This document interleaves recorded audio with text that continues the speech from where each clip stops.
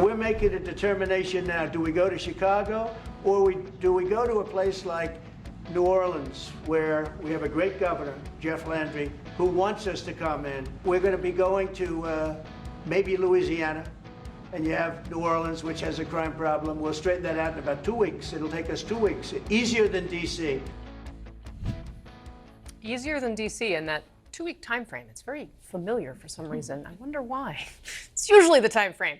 So President Trump, we know, has been very happy with how he has used the National Guard and how that's gone here in Washington, D.C. That was today, him wondering aloud about whether he should send the National Guard to New Orleans. Now, he already vowed this week to send troops into Chicago. Big difference between these cities. Washington, D.C. is not a state. There is no governor. Illinois leaders, are all Democrats. They have signaled that they're going to push back legally. Governor Pritzker has said, don't show up. I'm not going to call you, Mr. President. And it did not go well for the president after he deployed National Guard troops in Los Angeles. He lost big in court. Now, New Orleans is a blue city with a Republican governor of the state. Could that give the president some flexibility? CNN's Kristen Holmes joins us now from outside the White House. Kristen, a couple questions here. I mean, the latest on Chicago, right? Because yesterday we heard the president say, we're going in, was the quote. And then today, he seemed to be waffling in public and saying, well, maybe that, but maybe New Orleans. And now I understand we're hearing from the vice president. Yeah, that's right, Casey. I mean, one thing to keep in mind here is that the White House, the administration, they're watching these legal cases very closely, and they're not unaware of what hurdles they have going into blue states with blue governors when they are not invited. And talk about that loss in Los Angeles. They are expecting to be challenged in court if they are to go into Chicago. Now, I was told at one point by a number of White House officials that part of what President Trump was hoping and pushing for was that using this rhetoric on crime, talking about how he wants to come in and help, and pushing Pritzker, who we know that Chicago has had a crime problem, that is not a secret, but pushing him that he would eventually have to either say, yes, come in and help us with crime, or he would pay for it politically. He believed that Pritzker might say yes. Now, it's starting to appear as though that's not going to happen. And when we heard from the vice president today, it certainly sounded like those Chicago plans were on hold. Take a listen. There are no immediate plans, but the president has said he has the legal authority to protect American citizens, whether that's in Chicago or in Washington, D.C. Obviously, as the president has said, we want the governor to be a partner here. We would love it, Democrat or Republican, if we had governors who were willing to actually be partners in cutting down crime in our country. Unfortunately, it looks like that's not what we have in J.B. Pritzker. Now, we heard from some council members in New Orleans who are pushing back, but you also heard what President Trump said there, that the governor would welcome them. That indicates that there's been a conversation. And on top of that, we saw the senator from Louisiana saying that he was supportive, posting that on Twitter, that he was supportive of having the National Guard, that it would keep people safe. And though Vance and Trump have said that they believe they have the legal authority to keep people safe, they're also very aware of what legal authority they actually have. And that's why when you look at what they were talking about with Chicago, the focus, other than Trump continuing to say how dangerous Chicago was, the focus from the administration when they were putting this information out there kept saying this is all about adding federal resources to a federal program about immigration, because that's what they knew they could do legally. Clearly here, when it comes to the National Guard, when it comes to that lawsuit in Los Angeles, which we know only applies to California, this is prompting them to at least rethink the timing and table the Chicago piece of this for now when it comes to the National Guard. Quite a walk back. All right, Kristen Holmes, thank you very much for that reporting. Really appreciate it. And our panel, of course, is still here. David Axelrod, Chicago's your hometown. It is, proudly. You've seen the mayor of Washington, D.C. I mean, obviously, the legal situation, as we outlined, is different. She has, in some ways, embraced the president and his push here to reduce crime. She said, great, bring on the resources. We could use them.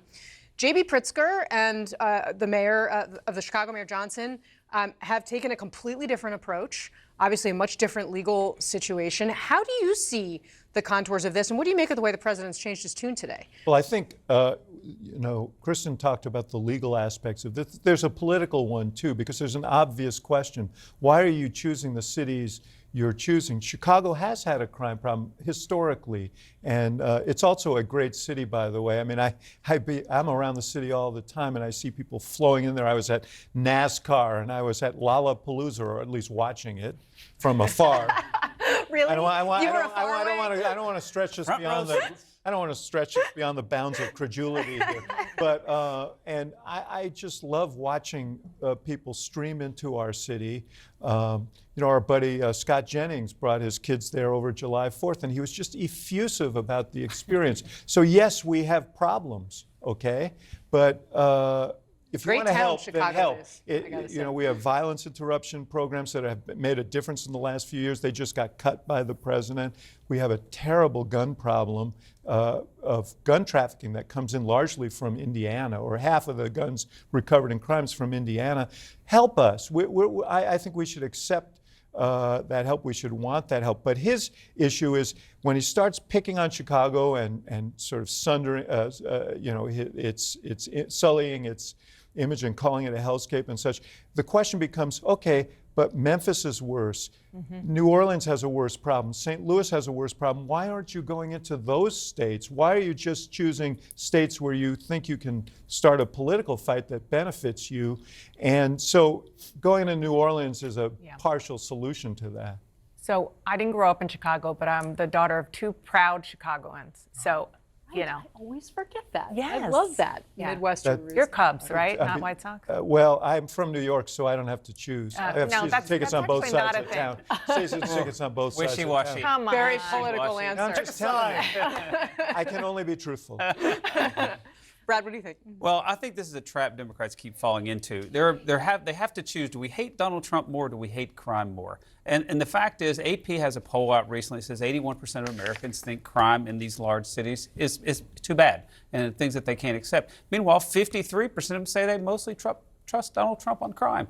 So I think the best thing Democrats could do is say, yes, we have a problem. Please help us. Send us all the resources you want. That's how they could mitigate their political problem on the issue. So I'm going to invoke Scott Jennings' name again on this show. Even when he's hanging not over here. there. He's not here, but he was here yesterday. And Jonah Goldberg was sitting in Dana's seat. And Brad, the way Jonah, and he and Scott got into it, Jonah being very sort of conservative around the Constitution and originalist ideas, he said, hey, if there's a Democratic president saying, oh, we're going to send in the National Guard to take away people's guns to get those off the streets, solve the crime problem, would someone sitting in your Republican chair be cool with No, that? because the person pulling the trigger on the gun is the criminal. And so, David, I was going to point, David, the guns may come from Indiana, the criminals come from Chicago. You can lock a criminal up. And Chicago has to do more of that. But again, Trump has an advantage on a couple of subjects, immigration and crime.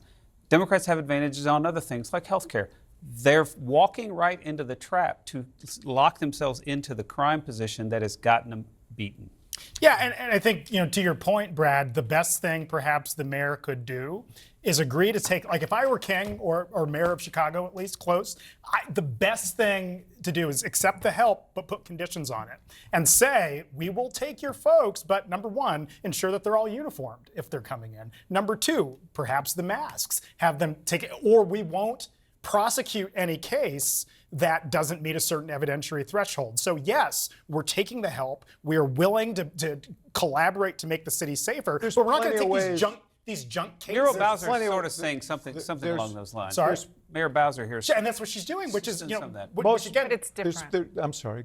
no, I was just going to say, you can, you know, a local mayor can put restrictions on what the federal government does. Everybody works together, but you just can't bring these junk prosecutions. You're in talking and about expect the law, Yeah. and you're talking about policy.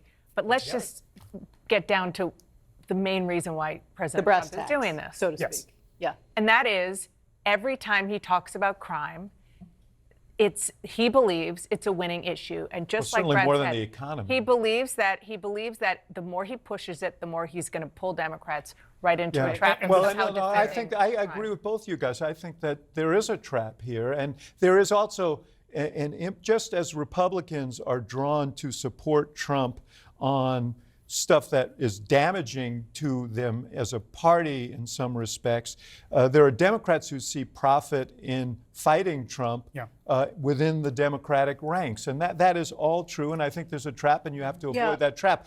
But all I would say to you is that yes, you know, people should be prosecuted. We don't have a high enough arrest rate in Chicago. We could use more police. I'd love to see him take that money that he's spending on National Guardsmen, sending them to DC, send them to Chicago. Let us get more police officers on the street. All of that is more prosecutors. All of that is true, but the question is whether this is on the level. You're saying exactly what is right, and you're saying what is right. He sees a political calculus here. We have a problem. I live in Chicago. You want to help. You want to play politics, go somewhere else. How you know it's all political theater is that you know where you're far more likely to be killed on the street than Chicago, Illinois? Shreveport, Louisiana. Yeah. If we were having a serious national conversation about making cities safer, you would look at all the cities. And that's what the governor actually said. He said, we'll take President @RealDonaldTrump's help from New Orleans to Shreveport. Oh, look at that. Look at that.